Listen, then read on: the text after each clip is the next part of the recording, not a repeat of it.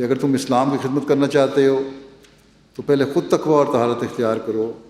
آپ فرماتے ہیں جس طرح دشمن کے مقابلے پر سرحد پر گھوڑا ہونا ضروری ہے تاکہ دشمن حد سے نہ نکلنے پائے، یعنی فوج وہاں متعین کرنا ضروری ہے، اسی طرح تم بھی تیار رہو۔ ایسا نہ ہو کہ دشمن سرحد سے گزر کر اسلام کو صدمہ پہنچائے۔ میں پہلے بھی بیان کر چکا ہوں کہ اگر تم اسلام کی حمایت اور خدمت کرنا چاہتے ہو تو پہلے خود تقوی اور طہارت اختیار کرو، جس سے خود تم خدا تعالیٰ کی پناہ کے حصن حسین میں آ سکو اور پھر تم کو اس خدمت کا شرف اور استحقاق حاصل ہو۔ اللہ تعالیٰ کی پناہ میں خود آؤ، اس مضبوط قلعے کے اندر خود جاؤ جو اللہ تعالیٰ کی پناہ کا قلعہ ہے، پھر تو اللہ تعالیٰ تمہیں بھی خدمت کا موقع دے گا۔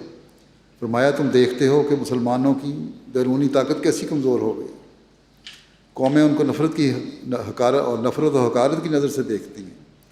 اگر تمہاری اندرونی اور قلبی طاقت بھی کمزور اور پست ہو گئی تو بس پھر تو خاتمہ ہی سمجھو۔